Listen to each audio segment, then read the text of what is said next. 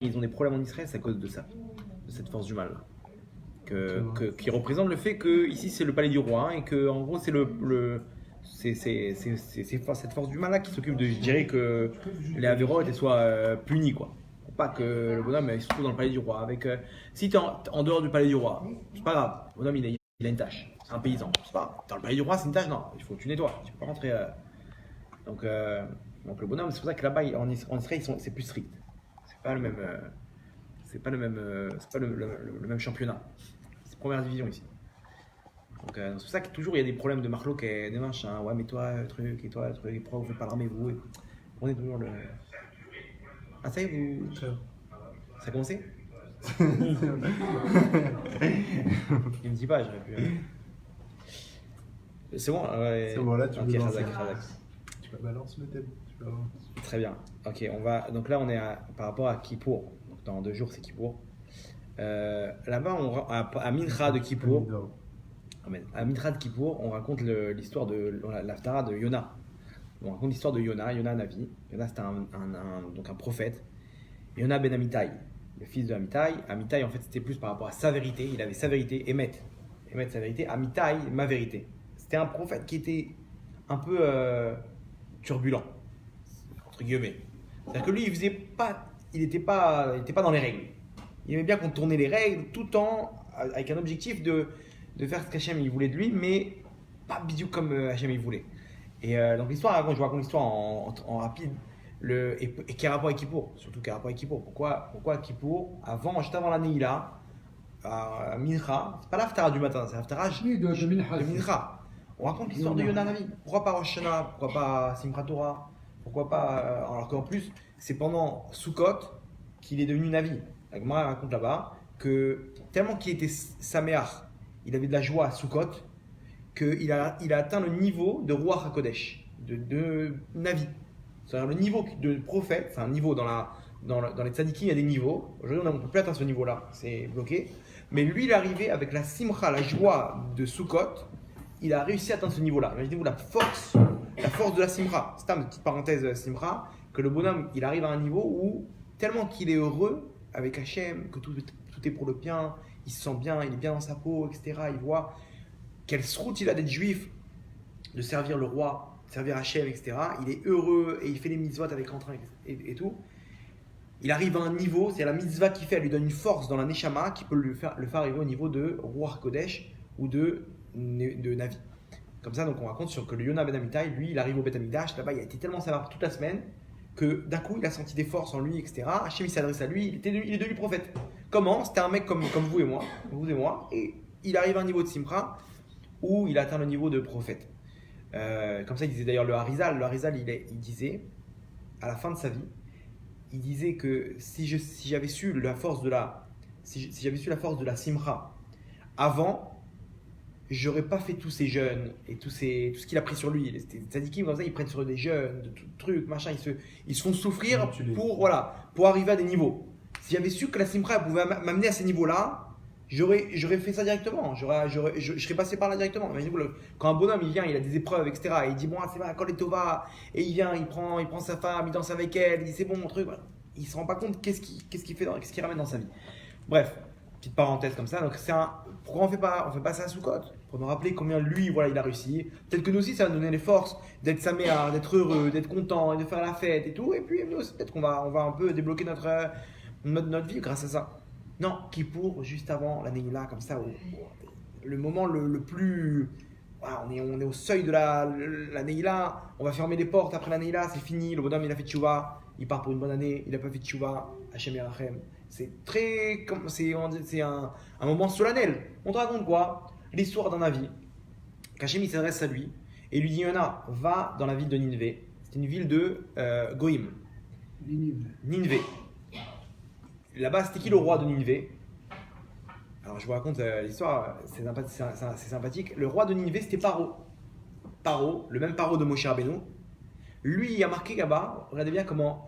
Il a marqué qu'on dit après le schéma là-bas, on dit dans la Shira, on dit Michamocha Baelim Hashem, Mikamocha Nedar Bakodesh.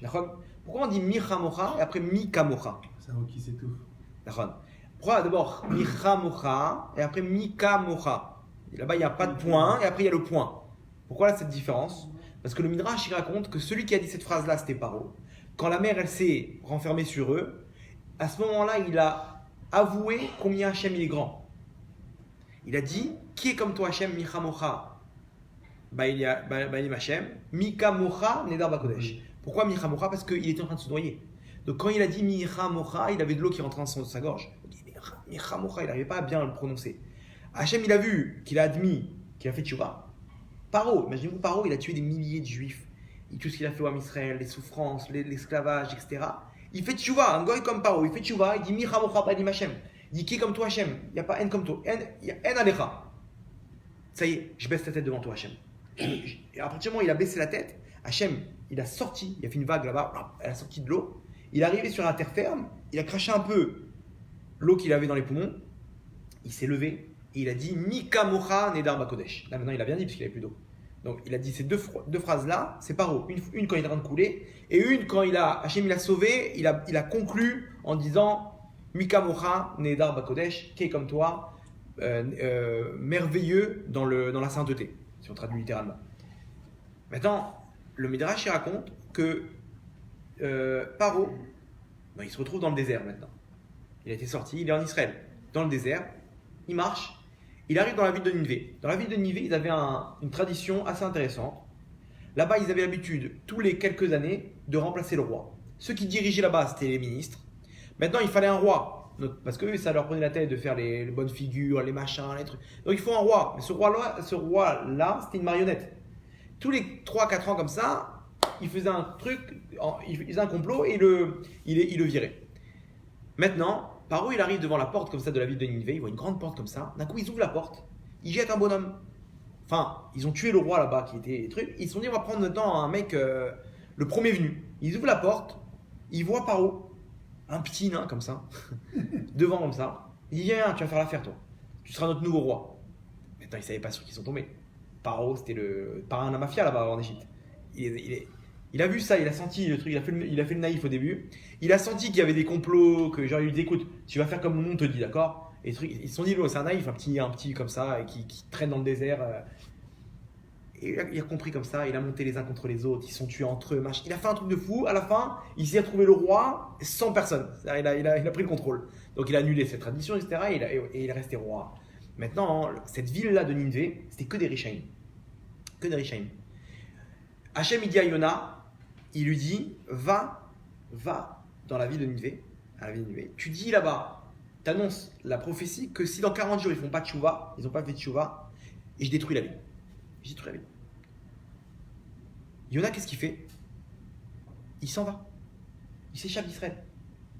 Il fuit. C'est-à-dire, Hachem, il lui dit, va dans la ville de Ninivé. Qu'est-ce qu'il fait lui? Il prend le premier bateau et il s'en va. Il voulait pas aller le voir. Attends, qu'est-ce que tu fais? Pourquoi il va en dehors d'Israël? Parce qu'il n'y a pas de névoie en dehors d'Israël. Vous savez qu'il y a une halakha, je veux dire, si vous êtes Nevi'im, Bezrat Hashem, quand il y aura la chair, on arrivera à ce niveau-là de Nevi'im. Il y a une halakha, un avis, il n'a pas le droit, Kovesh Nevoato, ça s'appelle de conquérir sa névoie, c'est-à-dire, il n'a pas le droit d'arriver à un niveau où il ne peut pas donner de névoie. Si maintenant, il a eu une Touma, il a fait une Avera qui a fait en sorte qu'il ne peut pas recevoir de névoie maintenant. Il a descendu de niveau, donc Hachem ne peut pas lui parler. La névoie qui aurait dû être transmise à Israël, elle est perdue à tout jamais. Ça, c'est sur les épaules du Navi et c'est une Avera sur son compte. Ça s'appelle Kovesh Nevoato. S'il n'est pas Bessimcha, il y a marqué que la névoie, elle est que sur quelqu'un qui est sa mère. Imaginez-vous, il y avait comme ça Elisha Navi. Lui, à un moment, il a parlé au roi là-bas. Je ne me rappelle plus quel roi, je ne me rappelle plus de l'histoire et tout. Le roi, il l'a envoyé balader. Il s'est énervé, il a perdu la Simcha. Qu'est-ce qu'il a fait? Il a dit vite, amenez un instrument de musique, quelqu'un qui sait jouer la musique. Il y a marqué là-bas, ils ont joué une petite note. Vous savez, la musique, ça a la force de pouvoir remettre le bonhomme dans la joie, etc. Quand il n'est pas bien, il met la musique à fond dans sa voiture comme ça. C'est direct, ça lui remet un peu de punch. Il est arrivé comme ça, il y a marqué que le roi Harkodesh, il est revenu sur lui. C'est-à-dire qu'il a eu un petit moment de tristesse, de nerfs. Il dit vite, joue un petit instrument là. C'est bon là. Il s'est ressenti bien. Maintenant, il est sûr que s'il y a une névoie, il peut la recevoir.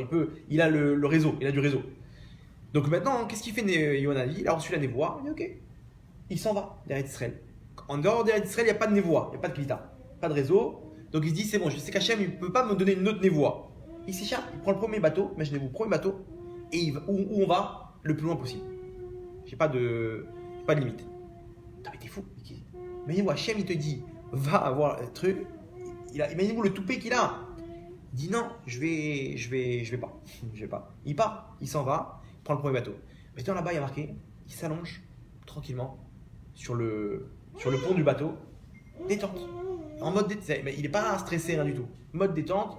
Là-bas, tempête, elle éclate. Tempête énorme. Énorme. Le bateau, il va pour couler. Là-bas, tous les gens, ils sortent sur le pont. Et chacun avec son idole. Il commence à implorer l'idole, du truc. Lui, son Dieu, lui, son machin, etc. Ils sont tous en train de prier.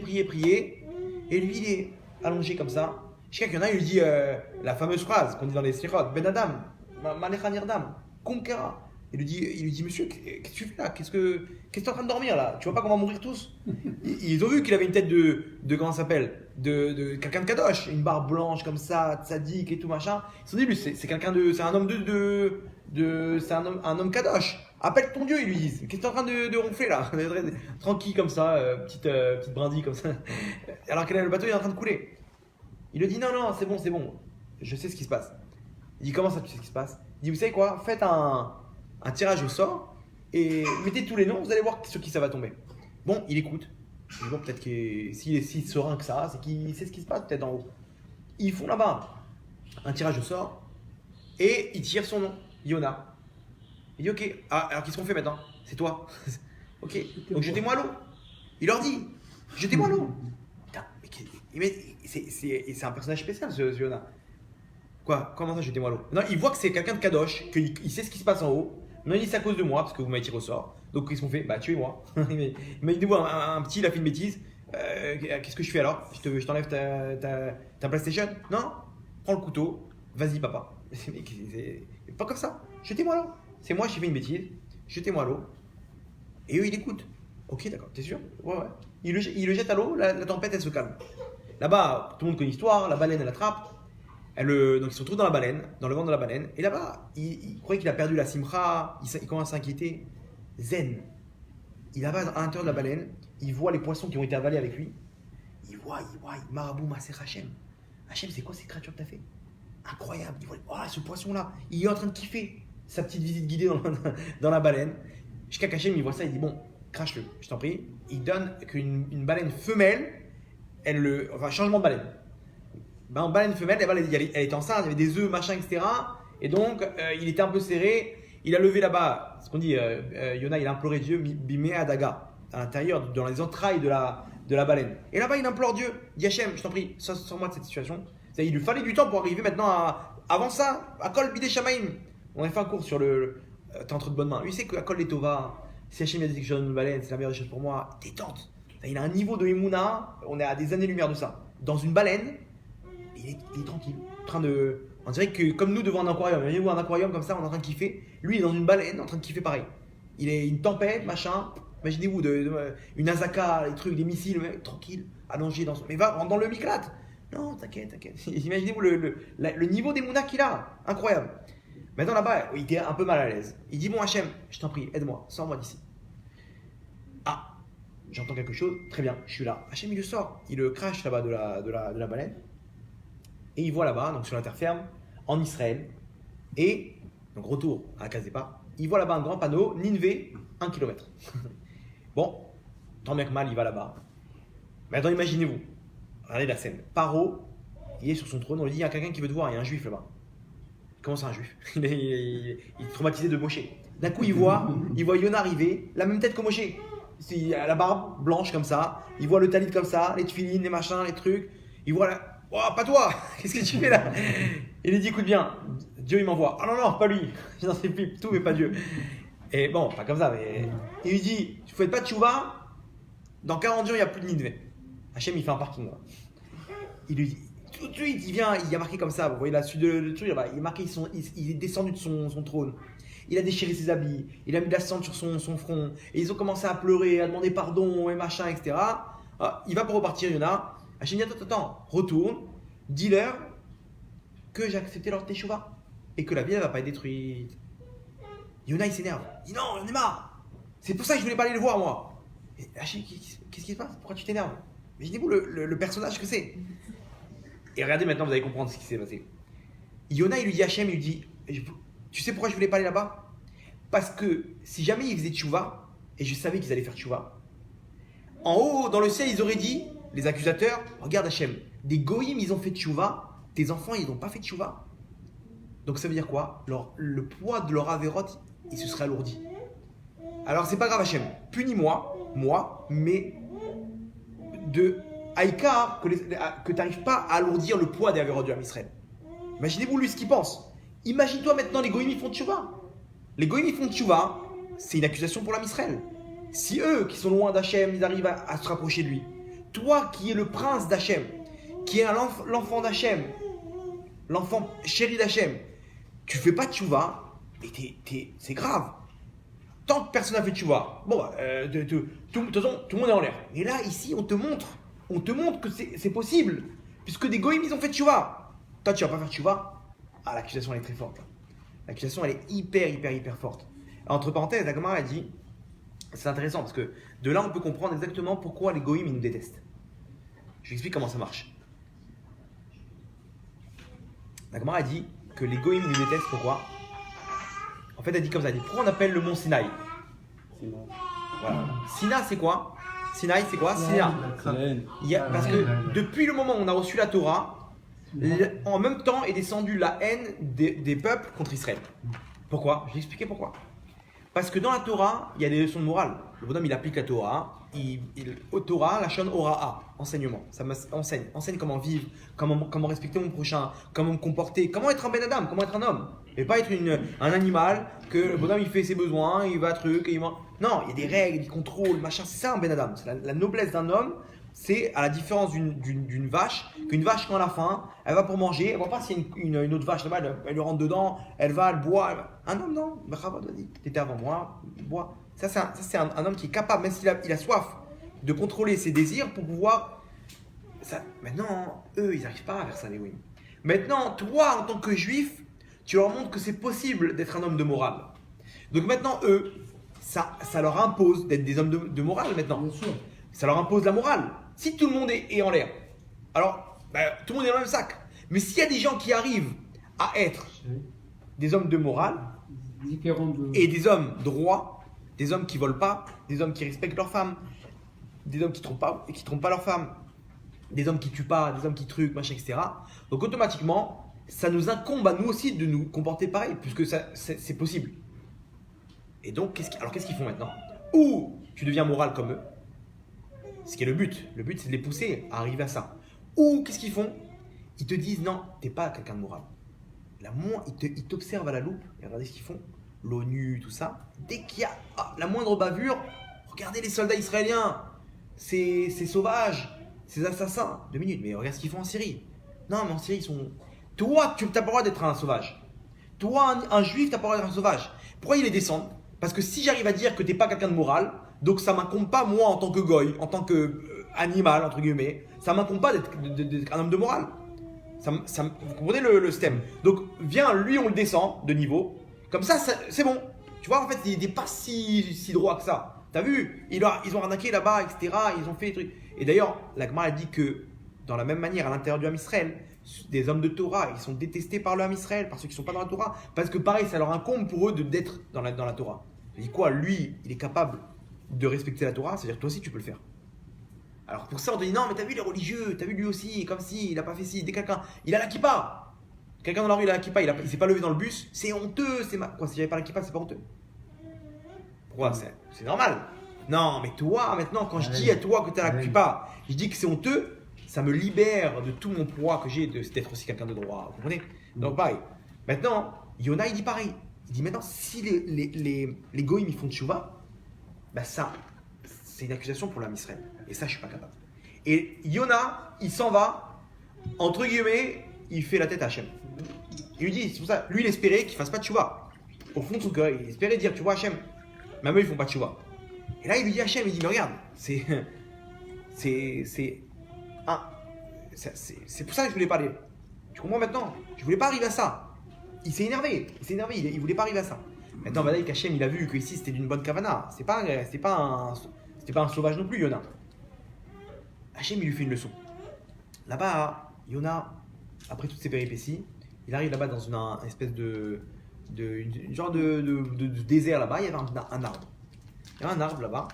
Et il y en a, il voit, il y a de l'ombre, il s'est posé, il fait une petite sieste. Maintenant, il sent le soleil lui brûler le visage. Qu'est-ce qu'il voit? Il voit que l'arbre, il a séché, que les feuilles elles sont tombées, ou je sais pas quoi, là-bas. Un truc que l'arbre sur lequel il s'est. C'est pas possible. Il dit, Hachem, mais pourquoi tu fais ça?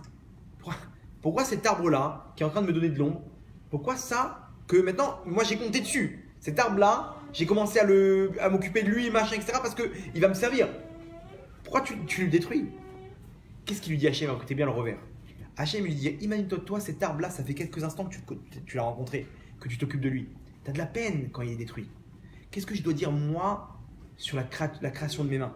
Ces hommes qui sont la création de mes mains, est-ce que tu crois que j'investis depuis des millénaires sur eux? Des millénaires, Akadosh Baruch Hu, il est avec nous. Toi, tu as peur pour l'âme Israël. Tu te dis quoi? C'est une accusation pour l'âme Israël. Maintenant, à cause de ça, toi, Hachem, tu vas détruire l'âme Israël parce qu'ils n'auront pas fait tchouva. Hachem lui dit, mais t'es fou, quoi. Mais tu crois que c'est Bnei Israël, c'est mes enfants. Ils viennent, on travaille ensemble depuis Adam Arishon. Tu crois comme ça, je vais m'en débarrasser? Et ça, c'est la leçon qu'on doit récupérer à Kippour. À Kippour, on doit se dire quoi? Quand le bonhomme il arrive à Kippour, il dit, mais attends, mais moi je vais faire tchouva. Mais tu rigoles, c'est ce que j'ai fait moi. Hachem, tu rigoles. Hachem, il te dit, mais t'es fou. Tu crois que je vais t'abandonner? Tu crois que je vais mettre une croix sur toi maintenant? Sache un truc, que ta Neshama, ça fait des millénaires qu'elle revient. Et on va y arriver, toi et moi, main dans la main, on va y arriver. Pourquoi? Parce que j'ai mis ce cadeau que j'ai mis en place, c'est la tchouva. Ce cadeau-là, il n'y croyait pas, Yona. Pourquoi? Revenons maintenant dans l'histoire, quand il est sur le pont là-bas dans le bateau. Yona, il dit quoi? Jetez-moi à l'eau. Et 2 secondes. Va dans un coin. Tu sais pourquoi il y a la tempête? Oui. Pourquoi? Parce que j'ai fait une avéra. C'est moi qui ai fait une bêtise et j'ai pas écouté Hachem. Ok. Va dans un coin. Fais tchouva. Hachem, j'ai fauté. C'est bon. La avéra, elle est effacée. La tempête, elle se calme. Parce que le but de la tempête, c'est de te faire comprendre qu'il y a une avéra. Qu'est-ce qu'il dit Yona? Non, va tuer-moi. Mais 2 secondes, mais tu connais pas le principe de la tchouva? Écoutez bien ce que disent les commentateurs. Les commentateurs, ils disent quoi? Yona, il croyait pas en la force de la tchouva. Faire tchouva, c'est annuler tout. C'est pour ça que lui, j'ai fait une bêtise, je dois payer. Hachem, il lui fait comprendre que quoi? Il faut comprendre quoi? Fais tchouva. Fais tchouva parce que maintenant, quand tu vas faire tchouva, sache un truc, je te pardonne. C'est pas possible. Un bonhomme, il a fait les pires avérotes de sa vie. Hachem, il lui déchire tout. C'est une blague. Non, c'est un cadeau. Il y a marqué la Gemara dans Tanit, elle dit quoi? Lo hayu yamim tovim, comme Yom Kippour et Tou B'Av. Tou B'Av, parce que là-bas, c'est le lien de la Hardout. Que là-bas, on avait raconté l'histoire de la Hardout. Que quand on est Béchalom, même si c'est des Réchaïm, Hachem, il est là, il nous gâte de milliers de brachot. Kippour, en quoi c'est un cadeau? Attends, on comprend. Hachem, il te dit un jour tu fais tchouva. Hachem, il est là. Il y a marqué les Mekoubalim, ils disent qu'à la Neila, Hachem, il prend tous les mondes et il les réduit en un seul monde. Ça veut dire quoi? C'est-à-dire qu'à ce moment-là, il n'y a plus de distance entre nous et Hachem. Hachem, il est devant nous. Quand on ouvre les portes de la Neila, Hachem, il y a marqué, il rugit comme un lion. Et notre Neshama, elle prend peur. Pour qu'on fasse tchouva, il fait ça. Il dit, allez, réveille, comme si qu'il nous secoue. Réveille-toi, mon fils, réveille-toi. Fais tchouva. On sent à la Neila, on sent une force terrible. Maintenant, il n'a pas mangé depuis plus de 24 heures. À la Neila, d'un coup, tout le monde se réveille. Wow, d'un coup, il sent un truc, le bonhomme. Pourquoi? Parce qu'Hachem, il est là maintenant. Hachem, il vient, il prend sa Neshama, il rugit, il lui dit, allez, réveille-toi. Le bonhomme, à ce moment-là, il fait tchouva, Nigma. Il a fait toute la vérote de la terre. Il est inscrit dans le livre de la vie. Alors que maintenant, à Rosh Hashanah, en fait, je vous explique comment ça marche. N'ayez pas peur, mais vous allez comprendre la puissance du cadeau. Rosh Hashanah, Hachem, il prend toutes les mitzvot, toute la vérote, il met sur une balance. Si il y a une majorité de averot, livre de la mort. S'il y a une majorité de mitzvot, livre de la vie. Attends, on est loin du compte. Parce qu'on ne sait même pas toutes les mitzvot et la averot qu'il faut faire ou qu'il ne faut pas faire. Donc c'est-à-dire quoi? La plupart, ils sont signés dans le livre de la mort. Alors quoi? Ils sont en stand-by jusqu'à Kippour. S'ils ont fait tchouva jusqu'à Kippour, c'est bon, livre de la vie. Bon, après, il y a d'autres cas où le bonhomme il a fini son rôle. On ne rentre pas dans les détails. On parle dans la plupart des cas. C'est-à-dire quoi? Il y a de fortes chances que si on n'a pas fait tchouva, on est en stand-by pour l'année prochaine jusqu'à Kippour. Kippour, on ferme les portes de l'année là. Nigma. C'est comme une grosse caravane là-bas. Vous connaissez les caravanes? On a donné cet exemple déjà une fois. La caravane, une fois qu'elle est dans les airs comme ça, à 2 bonhommes, ils peuvent la tourner. Attends, un truc, machin. Dès qu'elle est posée, tu peux venir avec 100 bonhommes, tu la déplaceras pas. Pourquoi? Tu rigoles. Quand elle est dans les airs, avec deux doigts, tu la fais tourner comme ça. Un peu plus, on va dire. Mais pourquoi? Parce que c'est dans les airs. Dès qu'elle est posée par terre, imaginez-vous quand est-ce qu'on pose l'année, dès qu'on ferme les portes de l'année là, qu'on ferme comme ça le Echal, le rideau, Nigma, tamponné. Maintenant, pour changer ça, il n'y a que à Soukot, par la force de la Simra. À l'occasion, on parlera de la Simra, on fera un cours sur ça bien évidemment. La force de la Simra, elle peut rétroactivement tout débloquer. C'est la puissance de la Simra. Imaginez-vous. Mais sinon, qui pour Nigma, le bonhomme il est parti pour l'année, t'as pas fait de Tchouva, ça colle tout. Bon, après attention, il y a des gens, vous allez me dire, ouais, alors, il y a des Réchaïm, ils n'ont pas fait de Tchouva, et ils sont toujours là. C'est quoi ta théorie, elle a sauté là? Non, ça c'est-à-dire qu'ils sont signés dans le livre ils sont signés dans le livre de la mort, c'est-à-dire qu'après la vie. C'est-à-dire quoi? C'est-à-dire qu'ils ne sont pas de Olam Haba. Ils sont signés dans le livre de la mort dès maintenant. Alors qu'est-ce qu'Hachem il fait? Hachem il n'aime pas avoir de dettes. On lui dit bon, il a mis les tefilines à sa bar mitzvah, il a embrassé la maison là-bas, il a fait une askara, il est venu 1, 2, 3 là, hop, ce petit paquet de mitzvot, je le paye dans ce monde-là, et après, hop, rebelote, Gilgoul, il revient. Pourquoi? Parce que t'as pas de vie après, t'es dans la mort, il n'y a pas de vie après la vie, il n'y a pas de monde futur. Donc, il dit ouais tu vois, non, il est inscrit dans le livre de la mort, mais tu vas pas le voir maintenant parce qu'il doit te payer, tout, il a des dettes. C'est pour ça que des bonhommes, des fois, tu vois, ils ont des villas, des trucs, mec, il fait pas Shabbat, il a une bracha. S'il sait pas qu'en fait, il est en train de manger son lavabo. Et inversement, les tzadikim, ils galèrent. Pourquoi? Parce qu'Hachem, il veut pas les envoyer au Gehinam. Donc, il dit, tu sais quoi, viens, je te paye vite dans ce monde-là. Quelques mois comme ça, vite fait. Problème de Parnassa, à droite, à gauche, et après, c'est bon. Bon, bref. Ça, c'est d'autres cas. C'est pas, on parle du rêve des cas. La plupart des cas, ils sont comme on a expliqué avant. Maintenant, donc, revenons à ce qu'on disait. Mais Hachem, il te dit, fais tchouva. Tu fais tchouva, Nigma, t'as tout nettoyé. Hachem, il te prend, il attend que ça. D'où on voit, Yona Navi. Hachem, il lui dit, mais tu crois quoi? Tu crois que, parce que moi, tu crois que je veux la mort des gens? Tu crois qu'Hachem, il est méchant à un tel point qu'il il nous attend comme, imaginez-vous, on voit Hachem comme un bourreau. Il est là avec sa hache. Comment il monte là-bas, l'ange de la mort, là, avec la faux, là, le truc là. Il est avec une hache, il attend. Allez, c'est qui le prochain? T'as fait des avérotes, et trucs, et machin, avec des bâtons. Tu crois qu'Hachem il est comme ça? Hachem, c'est Avinu Malkenu.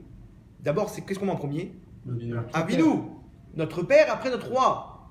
Hachem il dit avant d'être ton roi, je suis ton père. Ça veut dire quoi? Sache un truc, que les règles du roi ils vont s'appliquer. Mais ils vont s'appliquer en conditionnement avec les règles de père. Un père, comment un roi il va juger son fils? Pas pareil qu'un serviteur. Avec un serviteur, vous comprenez? Maintenant, comme nous, on voit notre enfant quand il fait une bêtise, ouais, il fume des bêtises, des machins, etc. On est obligé de le punir, pourquoi? Pas parce que je l'aime pas, parce que je l'aime justement. Je veux pas qu'il finisse aucun rapport ou qu'il prenne des murs, etc. Je sais ce que cette vie-là elle propose. Je vois il fait des bêtises, je suis obligé de le punir. À contre-cœur. Hachem pareil. Il y a marqué la Gemara dans Chagiga dit, il y a un endroit dans le ciel qui s'appelle Mistarim. Il y a marqué, il y a un pasuk, Venafshi tifke bamistarim. Après, je vois quoi il dit, et ma personne va pleurer dans les Mistarim. La Gemara elle dit, ça veut dire quoi ce pasuk là? Hachem il dit, il pleure dans un endroit qui s'appelle Mistarim. La Gemara dit, il y a un endroit dans le ciel secret qui s'appelle Mistarim. Là-bas, Hachem il se cache là-bas pour pleurer. Une fois dans la journée, Hachem il va là-bas et il pleure. Pourquoi? Parce qu'il voit ses enfants qui sont loin de lui. Comme un père envers son fils. Ouais, quoi, mais tu vois, et des fois il me donne pas la parnassa. Oui, parce qu'il t'aime. Parce qu'il voit que tu fais des bêtises. Parce qu'il voit que tu empruntes des mauvais chemins. Et il voit que tu comprends pas. Donc il est obligé de te remettre dans le droit chemin. Comme toi, tu comprends ça quand ton fils, il n'écoute pas ta parole. Tu comprends, tu dis mince, il faut que je lui fasse. Et tu commences à sévir. Pourquoi toi, quand tu sévis, tu t'arrêtes, non, je t'ai dans. Pourquoi tu t'énerves là? Mais attends, t'as vu ce petit effronté là? Il écoute pas. Tu sais ce qui va se passer là maintenant? Et comme si. Je dis ok. Maintenant, toi, quand t'écoutes pas Hachem, ce qu'il te dit, pourquoi t'admets pas que lui aussi te punit? Oui, c'est vrai, j'ai pas vu ça. Moi, je vois. Tu comprends? Mets ton ego de côté. Quand tu vois qu'il y a un truc, baisse la tête. Il faut savoir, à ce moment-là, hein, et ça, c'est la suite de la teshuva. Parce que, ok, il y a beaucoup qui disent, bon, on a fait teshuva, machin, etc. Il y a là, ok, ils repartent pour la même année. Non, faire teshuva, c'est arriver à dire stop à mes avérotes et être un homme. Être un homme, c'est dire quoi? Ça veut dire à Hachem, maintenant, je vais me battre. Aujourd'hui, on est dans une génération fast-food. Tout est facile. Moins tu fais d'efforts, mieux il se porte le bonhomme. tout est fast-food. Non, truc, le machin. Et les gens essaient de gratter, de moins travailler, de moins de trucs. À l'époque, une femme, quand elle avait besoin de faire la lessive, elle prenait une bassine, elle allait là-bas, comme ça, Mourav, il m'a raconté sa grand-mère. Il me disait, elle partait, elle se levait à 4 h du matin. Qu'est-ce qu'elle faisait? Elle faisait chauffer l'eau sur la casserole là-bas. Elle faisait moudre le café. Et elle faisait le café de façon à ce que son mari, quand il va se lever pour le net, une demi-heure plus tard, il a un café tout chaud. Imaginez-vous là, et je travaillais que c'était. Café tout chaud comme ça. Elle préparait le sucre, le machin. Elle restait à côté de lui. Et il parlait, allez, je dois partir. Il partait comme ça faire la tefila. Qu'est-ce qu'elle faisait elle maintenant? Elle faisait le repas. Maintenant, c'est quoi le repas? Il fallait faire le pain. C'est pas que tu vas à la boulangerie prendre du pain de mie. Elle venait, elle commençait à pétrir le pain. De façon, quand ils viennent maintenant, imaginez-vous, il revient à 6h30 du matin. Lui, il a fait sa prière. Rentre Israël. Il a étudié 3 quarts d'heure. Il a fait ce que nous on fait en une semaine. Il a déjà fait à 6h du matin. Et maintenant, le pain tout chaud. Le pain tout chaud qui sort du four, machin, etc. 7h du matin, petit déjeuner, truc, le jus d'orange, machin, etc. Lui, il va maintenant travailler. Il fait les marchés, les machins, etc. Il partait là-bas, il revenait le soir. Il revenait à 6h du soir, 7h du soir, quand il faisait nuit, parce qu'il ne peut plus travailler dans la nuit. Qu'est-ce qu'il faisait? Il allait, Beth Midrash, il étudiait jusqu'à 10h du soir. Daf, Yomi, les bonhommes en 7 ans, ils terminaient les chasses, et trucs, et ils connaissaient toute la halakha par cœur. C'était tous des tzadikim, ils travaillaient, ils sont plus forts que tous les rabbanim d'aujourd'hui. Maintenant, nous on se lève 8h30, tranquille, la petite truc, le bonhomme, comment ça s'appelle je crois le Rav Yitrit, il dit maintenant aujourd'hui quand le bonhomme il dit à sa femme tu peux me faire un petit café là-bas, il dit quoi, je suis ta boniche. Il dit le parallèle, un petit café, elle a juste appuyé sur un bouton. Maintenant lui quand il part c'est pas terminé, il faut faire la lessive. Alors aujourd'hui on a la machine à laver, la machine à trucs, les machins à sécher le lave-linge, le sèche-linge. À l'époque qu'est-ce qu'il faisait? Elle prenait une bassine, elle allait jusqu'au lac. Là-bas, elle mettait la planche là, avec le savon de Marseille, la brique, là, vous connaissez et là, elle avait les trucs comme ça. Et maintenant, elle revenait avec le même linge, mais tout mouillé. Imaginez-vous son crâne. Elle finissait avec un torticolis. Elle finissait maintenant, va étendre. Maintenant, il y a l'autre linge qui est étendu, il faut le repasser. Et les trucs, et les machins, et les bébés. Et c'est pas les couches comme aujourd'hui. C'était des langes, des trucs comme machin qui faisaient les nœuds, les machins, il faut les laver. C'était terrible. Maintenant, il faut aller faire les courses. Elle allait au marché, elle revenait. C'était des robots. Imaginez-vous, elle finissait son. Attention, c'est pas terminé. Maintenant, imaginez-vous, il est 11h du matin, elle a plus de bras, elle a fait la lessive, les enfants, il n'y avait pas les gannes comme aujourd'hui, tu jettes ton fils et c'est bon. Elle a fait les courses, maintenant elle a fait les courses, et vas-y, va éplucher les pommes de terre, va éplucher les machins. Pourquoi? Son mari vient à 1h. Il vient à 1h, il faut qu'il mange. Il n'y a pas le petit tupperware, tu mets au micro-ondes. Non, tu es au marché, comment tu manges? Il n'y a pas. Soit tu as une pomme pour une date ou un truc comme ça. T'es oublié. Mais si vous, c'était qui à l'époque? Aujourd'hui, nous, on est excusez-moi le terme, on est des feignasses. Des feignasses. On est vraiment des. Et encore, on se plaint. Ouais, 35 heures, ils sont à combien d'heures maintenant? Les trucs, les allocations dans tous les sens, des machins, et le mec. Et moi, je me fais, mais je me porte. Donc le bonhomme, il dit quoi? Il croit que. Dans ce monde-là, c'est pareil. Je vais faire tchouva. Hachem Yazor, Hachem, il comprend qu'on est une génération de bras cassés, de machin. Non. Ici, il faut te battre. Il faut être un gibor. C'est-à-dire, ici, il faut être un homme. Il faut savoir se dire, stop. Maintenant, je vais lever les manches. Pourquoi? Parce que c'est ta vie qui est en jeu. C'est tes brachot qui sont en jeu. C'est ta femme qui est en jeu, ton zivoug. C'est ta parnassa. C'est tes enfants. C'est tout. Maintenant, ici, plus tu te bats, plus tu es payé. Maintenant, si maintenant, moi, j'ai une entreprise, un call center. Le bonhomme, je lui dis, tu sais quoi? Je t'ai donné un nouveau contrat. Il me dit, attends, tu m'as cassé la tête là. Laisse-moi respirer, j'ai envie de faire une petite pause clope. Mais c'est un fou, mec. Je te donne un contrat, ton salaire à la fin du mois, il va passer de 12 à 15 000 shekels grâce à ça. Je t'aime bien. Hachem, pareil, tu nous donnes des contrats. Tu dis maintenant comme ça. Et le mec, non, laisse-moi me reposer. Mais dans la tombe, tu vas te reposer. Après 120 ans, tu auras tout le temps de te reposer. Ici, maintenant, c'est des bonhommes, il faut qu'ils apprennent à se dire que quand c'est les mitzvot, il faut savoir lever les manches. Quand c'est maintenant faire tchouva, le bonhomme, il dit, ok, maintenant, j'ai fait tchouva. Hachem, il m'a tout pardonné. Mais attention, à une seule condition, c'est que maintenant tu prends une mitzvah avec toi et tu vas jusqu'au bout, comme un homme. Y a pas, c'est dur, c'est pas facile. Le bonhomme il prend, on parle pas de devenir Baba Salé. Ça on a dit, on a expliqué qu'Hachem il veut pas ça, Hachem il veut les efforts. Comment le bonhomme il vient, il dit ça y est, j'arrête, ça j'arrête, maintenant tu vas jusqu'au bout avec. Tu vas jusqu'au bout, ça c'est Gibor. Vous savez qu'un juif, selon la Torah, Ezeu Gibor, à Kovesh Yitro. Hachem, il voit les gens qui sont musclés, machin. Va sucer ton pouce. Quoi? C'est pas bien, hein? T'as vu C'est nul. Viens, on va voir comment le bonhomme, il a envie, pendant Shabbat, de fumer une petite clope. Et il prend son Yetzara et lui dit, laisse-moi tranquille. Que le Yetzara, c'est un ange de feu. Il vient, le bonhomme, il fait un bras de fer avec le Yetzara. Tac. Ça, c'est un gibor. Le bonhomme est tout petit comme ça. Mais ce bonhomme-là, il a une force. Il va pour s'énerver. Il prend une bonne inspiration. Et il dit, tu sais quoi? Je vais pas m'énerver. Mais t'imagines la force? T'imagines aux yeux d'Hachem? Attention, aux yeux des gens, le Yetzara, il va faire en sorte que ce bonhomme-là, c'est un pigeon. C'est un frayeur, comme il disait. Quoi, mais rentre-lui dedans! Mais dis-lui ce que tu penses! Tu sais, c'est pas grave. Aux yeux d'Hachem, t'as un gibor. Aux yeux d'Hachem, t'as un gibor. Une histoire comme ça, elle m'a frappé. Déjà, il faut comprendre la halakha. Hein. Dans la halakha elle-même, on commence. La première halakha, c'est quoi? Idgaber Kehari, la voix d'Hachem. Soit Idgaber, soit surmonte comme un lion. Non, Idgaber, surmonter, le terme surmonter, c'est gibor. Dedans, il y a la racine gever, gibor. Un homme, un gever, t'es un gever, c'est un gibor. Sinon, t'es pas un homme.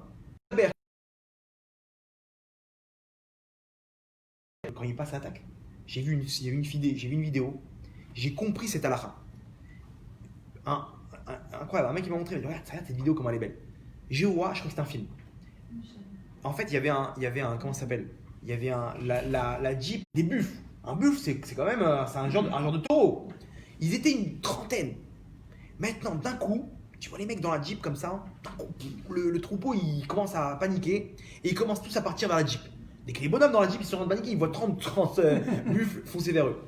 Tout de suite, le mec, il s'est dit, attends, c'est-à-dire qu'il y a une attaque là. Le mec, il zoome, tu vois un lion en train de courir, tout seul le lion. Brochingué comme ça, une classe. Dans son visage, il était serein comme ça. Genre, il peur de personne. Attends, tu te rends compte maintenant, les 30, ils se retournent vers toi là. 30, il y avait des petits. Quand tu touches à leurs enfants, ils ont vu le lion foncer. Maintenant, je voyais le lion comme ça. C'est quoi, son visage, il est resté le même. Il n'y a pas quelqu'un qui court, tu vois des mimiques. Lui, il est resté serein. Et tu voyais la noblesse, la royauté sur son visage, ma mâche. Comme ça, avec son broching, il était broching, il était une classe. Il est rentré dans le tas. Il a attrapé par la gorge un buffle, il l'a mis par terre. Comme ça, il a neutralisé. Il a tué. Les 30, ils sont éparpillés. Mais non, la Jeep l'embellit, c'était juste devant eux. Ils ont kiffé le truc. J'ai vu ça, mais même quand il était en train de neutraliser comment ça s'appelle, le buffle, il était classe. Vraiment, il y a des cascades. Même dans la cascade, il a gardé sa classe. Il a gardé son brushing. Il a mis par terre. J'ai vu ça, j'ai dit, ouais, c'est comme ça qu'un juif il doit être. Un juif par rapport au Yetzirah, tac, il attrape le buffle. Le buffle, il vient, il attrape, il dégage. Voilà, il le met par terre. Comme ça, un juif, il gaber Kehari. Tu vois le Hari, comment il a attrapé là le buffle. Comme ça, pour servir Dieu. Tu vois, c'est la même classe, le bonhomme. Parce que pourquoi? Parce que tu es comme un lion. Le lion, c'est le roi des animaux. C'est le roi. Comment? À partir de quoi il est roi? Parce que justement, il impose la classe. Maintenant, ils peuvent, un guépard, il fait ça, il le défonce. Il se retourne, il le massacre. Pourquoi? Parce qu'ils n'ont pas peur de lui. Le lion, ils ont peur. Ils montrent tellement qu'il n'a pas peur. Arié, d'ailleurs, c'est les lettres Yera. Yera, c'est la crainte. C'est les mêmes lettres. Donc, quand quelqu'un il montre qu'il n'a pas peur, ça veut dire qu'en lui, il a une force terrible.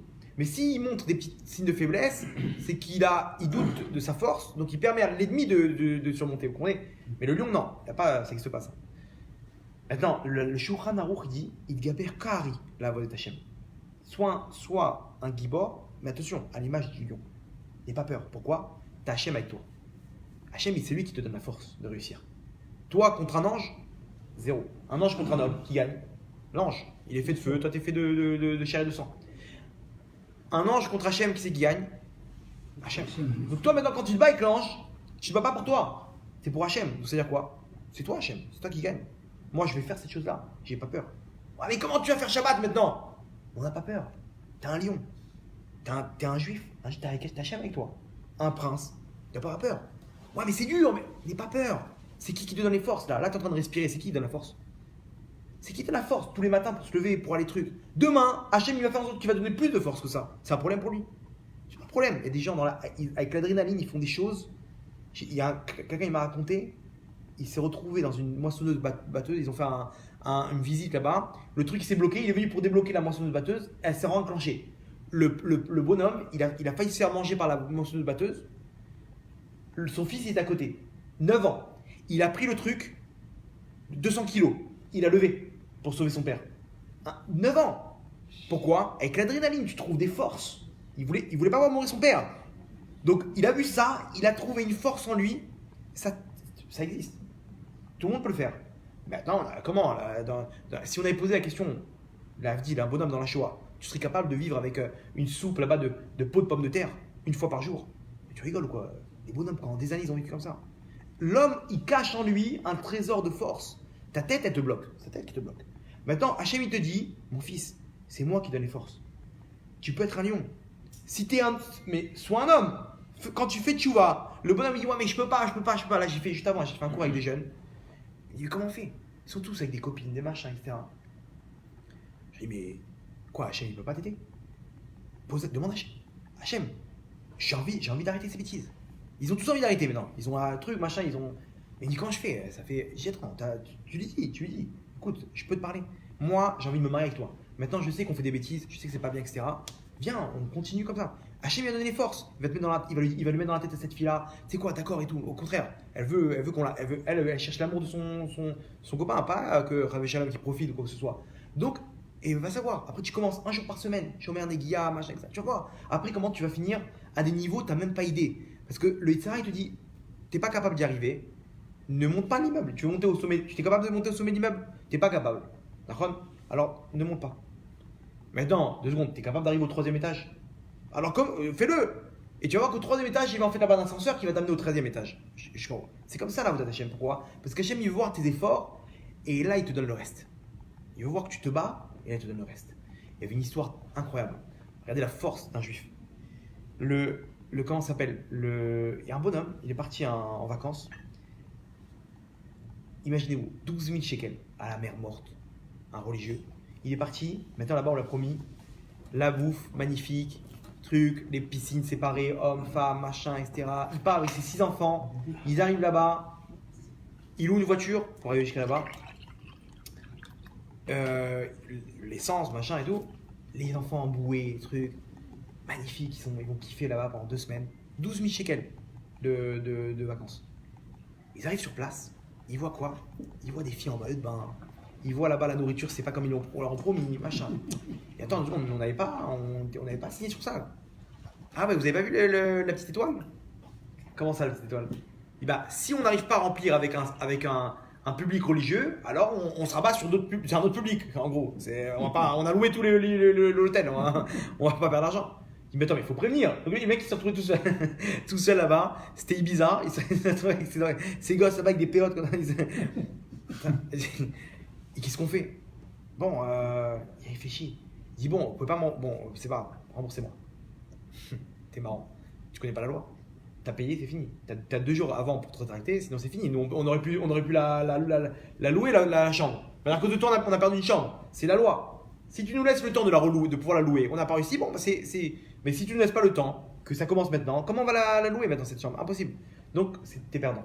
Mais quoi? Imaginez-vous le scandale. Machin, etc. Truc. Il appelle un Rav. Il dit Rav, qu'est-ce que je fais? J'ai 12 000 shekels en jeu là. Imaginez-vous, pour un bonhomme comme ça, c'est des économies quoi. Qu'est-ce que je fais, Rav? Expliquez-moi et tout. Il appelle un Rav et tout. Le Rav lui dit écoute, moi, il lui dit écoute, moi perso, à froid, je te dis, si tu fais le gibor maintenant pour Hachem, tu perds 12 000 shekels, je te signe sur un papier que tu ne seras pas perdant. C'est signé. C'est signé. Pourquoi? Parce que tu as Hachem avec toi. Maintenant, dans ta position, là où tu es, avec tes enfants qui sont là avec leur bouille, imaginez-vous les petits tout mignons comme ça, et ça fait des semaines qu'ils sont excités et tout machin. Je sais pas comment je réagis. Moi, maintenant, tu me parles de l'autre côté du fil, je te dis maintenant à froid, comment? Il me dit, ah, vous m'avez donné ce qu'Hachem il veut de moi, il n'y a pas de problème. Il n'y a pas de problème. Ok, il réunit ses enfants là-bas dans le lobby. Les enfants, tzadikim. Regardez, est-ce qu'Hachem il veut maintenant qu'on abîme notre déchama, qu'on fasse des avérotes, qu'on mange n'importe quoi? C'est des vacances qu'Hachem il veut? Vadaï que non. Tout ce qu'on a truc, machin, toutes les mitzvot, tous les efforts qu'on a fait pour Hachem, on va tout gaspiller comme ça pour kiffer. Hachem il va nous redonner des vacances, ne vous inquiétez pas les enfants. On va rentrer, mais on va partir avec la simcha. Pourquoi? Parce qu'on sait que maintenant, on a fait quelque chose de grand envers Hachem. C'est bon, gardez les 12 000 shekels, tous les enfants bien entendu, Vadaï papa, on est avec toi. Tout le monde rentre dans la voiture. Gardez les 12 000 shekels, Kapara. Si vous voulez m'embourser, vous connaissez mon numéro de téléphone, mais en tout cas, Kapara. Ce Rav, il était sur le chemin pour aller prendre bracha chez Rabbi David Abouhatzera, dans le nord, à Naria, le petit-fils de Baba Salé. Ceux qui connaissent, c'est Roi HaKodesh. Ouais. Il va le voir, il dit Rav, une bracha pour tel bonhomme. Écoutez ce qu'il a fait 12 000 shekels à la poubelle pour la Torah, pour Hachem. Le Rav, il regarde, il dit qu'est-ce que tu t'étonnes? Hachem, il lui donnera 3 fois plus. Genre, tu crois quoi? Tu crois que c'est dur pour Hachem Hachem, il est très riche, il n'y a pas de problème. De quoi tu t'étonnes? 12 000 shekels pour Hachem, tu vas voir ce qu'Hachem lui a donné. Hachem lui a donné Kifel Kiflaim. Kifel Kiflaim, c'est-à-dire 2 fois le triple, quoi. Il lui donnera le triple. N'aie pas peur. Il rappelle, il dit écoute, tu as une bracha de Rabbi David Abouhatzera, qu'Hachem lui va t'envoyer le triple. Non, il n'a même pas dit ça en bracha, il a dit ça en tant que c'est évident. Le Rav, pour lui, c'était même pas. C'est pas, waouh, t'as vu ce qu'il a. Attends, n'aie pas peur. T'as le roi derrière toi, n'oublie pas. 2 semaines après, le Rav, il reçoit un coup de fil. Rav, écoutez bien ce qui vient de se passer. Je viens d'ouvrir une lettre, compagnie d'assurance. Bonjour, j'ai vu le truc, machin, etc. Selon la plainte, il y a 10 ans, il a posé une plainte, il a eu un accrochage dans sa voiture. Il était plus ou moins en tort, machin, etc. Mais il a fait une demande, ça a été refusé. Pour être remboursé, machin, etc. Ça a été refusé. Donc il a dû tout payer. Et voilà, ils ont participé un petit peu, mais pas ce qu'ils voulaient, quoi. Maintenant, il lui envoie une lettre, 10 ans après. Selon la plainte que vous avez fait, etc., on a aujourd'hui des nouvelles données qui remettent tout en cause. Donc votre plainte, après, rétroactivement, elle a été acceptée. Vous allez être débité dans votre compte, crédité pardon, de la somme de 36 000 shekels 501. Il voit ça, 12 fois 3, 36. Incroyable, incroyable. Ça sert à rien, c'est l'essence. Attends, la suite. Attends, viens la suite. Il appelle le Rav, il dit Rav, écoutez bien ce qui vient de se passer. Le Rav, il avait dans sa yeshiva un bonhomme qui travaille dans la compagnie d'assurance. Il dit, t'as vu, il le raconte. Il dit, c'est quelle compagnie d'assurance? Truc machin. Il dit, c'est impossible. Impossible, ça n'existe pas ça. Une compagnie, elle va venir te dire, ah, on te doit de l'argent, mais t'es fou. Les dossiers, il dit, si, c'est de l'ordre du miracle. Ça n'existe pas. Ils font ce cas-là sur 100 000. Ça n'existe pas. Tu crois qu'ils vont perdre de l'argent? 36 000, maintenant, ils vont créditer un bonhomme. Mais ça n'existe pas. Quand le dossier est terminé, quand c'est une question où eux ils perdent de l'argent, t'inquiète pas qu'ils ne réouvrent pas le dossier. Ouais, franchement, là tu peux dire à ce bonhomme-là c'est la main d'Hachem. Ils sont partis voir Rabbi David Abouhatzera pour lui raconter le miracle. Rabbi David, Kodaram, il a dit 36 500 shekels. Le bonhomme, il a le toupet de dire Rav, pourquoi 500 shekels? Il dit Hachem, il n'aime pas être redevable. L'aller-retour, ça coûte de l'argent. Oui, j'ai loué une voiture, j'ai mis l'essence, aller-retour. 500 shekels. Il fait le calcul. Comment c'était la location? 169 shekels plus Steam. Il arrive, il voit à peu près comme ça, le truc, il arrive à peu près à 500 shekels. Il devient fou. En partant, il dit, en rigolant, il sort là-bas de le truc, il dit, bon, on a les 500 shekels, il ne manque plus qu'un shekel à savoir d'où ça sort. Son fils, il lui dit, papa, je sais d'où ça sort. Comment ça? Tu te rappelles quand tu as mis l'essence? Tu as fait tomber un shekel sous la voiture? Tu t'es baissé pour ramasser, t'as pas réussi, t'as dit bon, t'as Azov, kapara. Même ça, Hachem, il a payé. Même ce 1 shekel là, Hachem, il a payé. Pourquoi? T'as fait le gibor. T'as été gibor avec Hachem. Et bien, la gvoura, 12 000 shekels. Mais n'aie pas peur. Pourquoi? Mais comme un lion maintenant, tu dois venir dire 12 000 shekels, kol touv, bye. Pourquoi? Parce que j'ai Hachem avec moi. Tu me parles de quoi? Tu me parles de ce qu'Hachem, il te propose derrière. Quand t'es mévater, quand tu donnes pour Hachem, c'est sûr que tu rigoles. On parle du roi des rois. Le bonhomme, il a fait tchouva. Il prend sur lui quelque chose. Ne crois pas que tu as fait une tova Hachem. Ne crois pas que tu as perdu. Et Hachem, tu as vu ce que j'ai fait pour toi? Tu sais ce que tu vas recevoir derrière? Tu sais quelle année tu vas recevoir? Il suffit juste d'avoir du courage, d'être un gibor. C'est tout ce qu'on te demande. Tu viens, tu fais tchouva. Ça, on a dit, c'est un cadeau d'Hachem. Là, tu vas arriver d'avoir l'histoire de Yona, etc. Yona, il ne croyait pas. Hachem a dit, jetez-moi à l'eau. Mais va dans un coin faire tchouva. Mais tu crois, Hachem va m'effacer mes fautes? Mais bien sûr, c'est un cadeau. Cadeau. Hachem, il te dit, tu viens, tu dis pardon, 3 étapes. Tu dis ta faute, tu regrettes, C'est-à-dire quoi? C'est-à-dire si maintenant tu te remets dans la scène, si on me remet j'aurais refait la faute? Ne pas dire que non. Donc c'est-à-dire que tu regrettes. Et tu dis je recommence plus, même si tu sais que le soir même tu vas recommencer. Pourquoi? Parce que maintenant si tu dis je recommence plus et que le Mashiach il arrive, tu es tranquille. Mais attends, tout de suite, à l'instant T, tu veux vraiment arrêter? D'accord? C'est bon. Même si tu sais que après tu connais. Non, parce que peut-être qu'entre-temps, on va savoir ce qui va se passer. Il peut tout se passer pourquoi? Parce que maintenant tu viens, la suite elle est comme ça. La suite c'est que tu lèves les manches et tu dis maintenant, Ani Gever, je vais être un homme, je vais être un bonhomme. Je vais lever les manches et je vais y aller pour toi Hachem. Comme un lion. Comme un lion. Et alors, mais, tu crois que tu fais une tova Hachem? Tu crois que t'as vu ce que j'ai fait Hachem pour toi? Tu sais ce qu'il va te faire Hachem derrière? C'est pas 3 fois plus. C'est un bonhomme quand il se donne pour Hachem. Hachem il lui répond des choses que personne ne peut lui donner dans ce monde. Une femme, les Hachem, ça déquête. Ça, c'est pas entre nos mains. Des enfants, c'est pas entre nos mains. La santé, c'est entre nos mains la santé. Tu peux avoir tout l'argent de la terre. Tu dis voilà, Hachem, qu'est-ce que tu veux? J'ai tout. Viens, je te montre. Un petit virus, là, on voit même pas, tac, je te mets par terre. Grand comme tu es, fort, riche, 3 semaines au lit. Pourquoi? Parce que c'est entre mes mains. Hachem, il prend le bonhomme le plus minus, il le met au sommet. Et le bonhomme au sommet, il le fait dégringoler. Quand tu donnes pour Hachem, t'inquiète pas, t'es entre de bonnes mains. T'as ce qu'il faut. Donc ici, comprenez que Kippour, c'est un cadeau. Que les gens ils voient ça comme l'angoisse, Kippour, là, on va pas manger, les trucs, une journée à la synagogue, mais bombarde, tu rigoles ou quoi? Chaque mot, tu dois les compter comme des pièces, comme des billets. Tac, tac, tac, encore des mots. Tu te rends pas compte, c'est pour toi que tu fais ça. C'est pour toi. Hachem, il est là, il attend, il écoute. Marqué ces jours-là à Seret Yemei Teshuvah, il y a marqué Hachem, il est là, il est présent, il tourne, il attend. Ah, qu'est-ce que tu dis? Tu demandes pardon? Oui, je suis là. Ah, truc, attends, lui. Les bonhommes, ils vont comme ça, ils demandent pardon. Et Hachem, il est bon, Hachem lui donne comme un père. Badaï, c'est un roi. Mais c'est un roi dans quoi? Dans quel sens il faut le voir? Dans le sens que bon, faut pas non plus, je vais faire tchouva, ça va, non. Sois pas mes alzels, ne dénigre pas. C'est un roi, n'oublie pas qu'il y a des règles. Qu'Hachem, s'il veut, il peut aussi faire des mauvaises choses.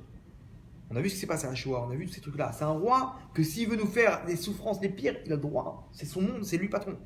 Mais il y a écrit dans le Messilat Yesharim, Akadosh Baruch Hu, il a créé ce monde-là, les tiv imaberiot, pour pouvoir donner à ses créatures. C'est tout. Pour nous faire kiffer. Hachem te dit, tu kiffes? Je suis d'accord avec ça. Je veux. Attention. Dans les règles que j'ai fixées, qui sont la Torah, qui est le vrai kiff, qui est le vrai équilibre. Parce que tu verras que si tu manges des entrecôtes tous les soirs, à la fin, tu vas pas kiffer. Tu verras que si tu vas en boîte de nuit tous les soirs, à la fin, tu vas finir mal de crâne et machin, etc. Tu vas pas kiffer. C'est pas ça, c'est pas là-bas. C'est un mirage, tu crois, tu as l'impression. C'est pas là-bas. Écoute ce que je te dis. Tu verras, quand tu vas arriver chez Shabbat, les belles tables, en famille, ça vaut tous les plaisirs de la terre. Quand tu vas voir quelqu'un qui t'appelle papa, ouais, moi papa, je donne à un enfant, tu sais ce que c'est que. Mais c'est pas grave, il te manque un petit peu de parnassa à la fin du mois. Tu sais que Hachem il t'a donné, tu m'as donné une femme, il t'a donné des enfants, il t'a donné la santé. Il y a des gens, les pauvres, va faire un tour là-bas dans les bonhommes qui ont Ravesham, les maladies, etc. Va faire un tour là-bas, tu vas dire à Hachem, ouais, quand le bonhomme il a un torticolis, après il se réveille. Après ça passe, il dit, ouais, quelle chance. Imaginez-vous, incroyable, des bonhommes comme ça, ils sont. Quand on t'enlève la chose, tu vois la valeur de. Maintenant, attends pas d'arriver à là. Attends pas d'arriver à ça. Dès maintenant, dis merci sur ce que tu as. Regarde les 95% qu'Hachem t'a donné. Ok, il manque 5%, ça va, tout le monde passe pas. Parce que sinon, lâcher les mots, c'est après c'est 120 ans, la perfection. Ces 5%-là, ils te permettent toujours d'avoir un contact avec Hachem. Toujours, de pouvoir prier, de pouvoir demander. Si tu as 100%, tu aurais été très loin d'Hachem.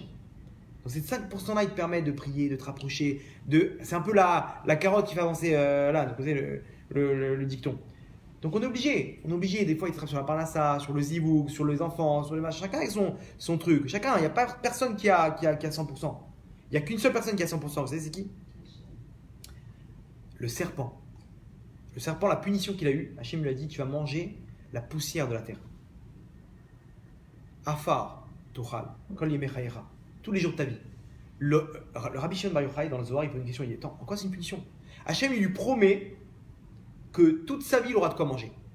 Tu te rends compte? Là où tu vas, il y a de la poussière. Là où tu vas, tu auras de quoi manger. C'est une punition. C'est un cadeau. C'est comme si je te dis, toute ta vie, tu auras la parnassa, avec abondance.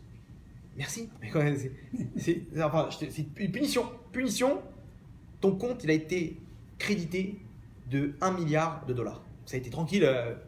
Mais quoi, c'est une bénédiction, tu rigoles quoi? Non. Pourquoi? Parce qu'Hachem, il lui a dit au serpent, je veux plus te voir. Prends tout ce que tu as besoin, mais ne viens plus me parler. C'est une punition. Le serpent, il a tout, donc il n'a plus besoin de s'adresser à Hachem.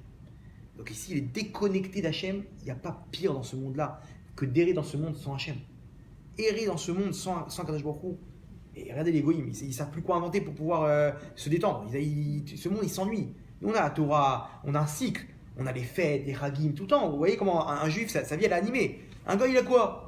Le sapin de Noël, il fait, rentre chez toi. Qu'est-ce que tu fais avec tes cadeaux là? Ils ne savent pas quoi inventer. Ils ont tout le temps des émissions, des machins, parce qu'ils ont besoin de trucs. Ils ne savent pas. Si le bonhomme il n'est pas riche chez les goïms, sa vie c'est un désastre, c'est une catastrophe. Ils ne savent pas quoi faire. Il a une maison, le bonhomme en Auvergne, en machin. Ça vaut rien. Ça vaut rien ta vie. Viens, je te montre ce que c'est. Viens voir ce que c'est la souka là-bas. Une ambiance. Voilà, viens, je te montre ce que c'est un poisson marocain. Viens, ce que je te montre, c'est une daf. Tu vas comprendre ce que c'est. Bon, en tout cas, ici, voilà, il est tout le temps. Attends, mais dis merci sur ce que tu as. Regarde comment Hachem il te garde. Regarde comment Hachem il va te donner. Et dis merci sur ce que tu as. Chaque chose maintenant, tu vas voir que ce kippour là, c'est pas le même que les autres années. Ce kippour là, c'est un cadeau. Yamim Tovim. Yamim Tovim, là-bas le bonhomme il doit chanter avec amour. La Gemara dans Yoma elle dit un truc énorme. Elle dit si tu fais tchouva parce que tu as eu peur d'Hachem qui te scalpe, et ben toutes tes mitzvot, toutes tes avérotes, elles sont transformées. Alors il y a deux types de mitzvot et de avérotes. Il y a les avérotes qui ont été faits exprès. Elles se transforment en avérotes qui n'ont pas fait exprès, qui ont été faits pas exprès. Voilà, pas fait exprès. C'est-à-dire quoi? Ils ont perdu dans leur intensité. Les mitzvot que tu n'as pas fait exprès, eh ben, elles seront annulées. Maintenant, on te dit mieux que ça. Si tu fais tchouva parce que tu aimes Hachem et tu en as marre d'être loin de lui et tu vas arrêter toutes ces bêtises, etc., par amour pour Hachem, toutes tes avérotes, elles se transforment en mitzvot. Que tu as fait exprès. Que tu as fait exprès, imaginez-vous. Le bonhomme, il a transformé. C'est pour ça que la Gemara a dit que un Baal tchouva, quelqu'un qui a fait tchouva, il est dans une place que aucun tzaddik ne peut se tenir. Pourquoi? Parce que le bonhomme il a pas fait Shabbat, il a dit du Hashonara du matin au soir, il a pas fait ce qu'il faut, machin, etc. Il a fait tout ça, c'est devenu des mitzvot. Mais comment un bonhomme religieux de naissance, il peut faire autant de mitzvot que lui? Le bonhomme il a tout transformé, il a fait aussi des mitzvot, il a tout transformé en mitzvot. Et c'est quoi cette folie? C'est ça ce que Yona il dit. Attends, mais jetez-moi à l'eau. Mais fais tchouva. Mais tu fais quoi tchouva? Hachem il va m'enlever toute ma vérote. Il va me faire ça en 2 secondes, c'est ta véra. C'est ça le chidouche. Hachem il lui a fait tout un targui derrière, une leçon. Tu me dis, regarde mon fils, ça c'est mes enfants. Même si c'est des goïms, à plus forte raison si c'est des juifs, que eux j'investis. Des goïms, ils n'ont pas les gilgoulim, etc. Eux, les juifs, ils sont là, ils reviennent depuis Dora Maboul et depuis les générations, etc. Et Hachem il investit, il est bichonne et encore réparé, truc, c'est pas grave, t'as fauté, tu reviendras, tu machin, etc. À plus forte raison qu'il va vouloir leur capara, leur pardonner. Parce que c'est entre les mains d'Hachem de pardonner. Hachem, il ne veut pas la mort de la personne, il veut la mort de la Vera. Comme ça, il y a écrit. Donc le bonhomme, il fait tchouva. Par amour pour Hachem, c'est pas le même kippour qu'on va passer cette année. Ici, on vient, le bonhomme, avec plein de joie, et Hachem, ça y est, stop, j'arrête tout. Ah, mais le Yetzirah arrive à t'attraper. Mais comment tu vas arrêter? Pauvre type. Comme ça, il va nous attraper. Tu dis quoi? J'ai Hachem avec moi. J'ai pas peur de toi. Je suis un gibor. Le bonhomme, il lève les manches et il se bat.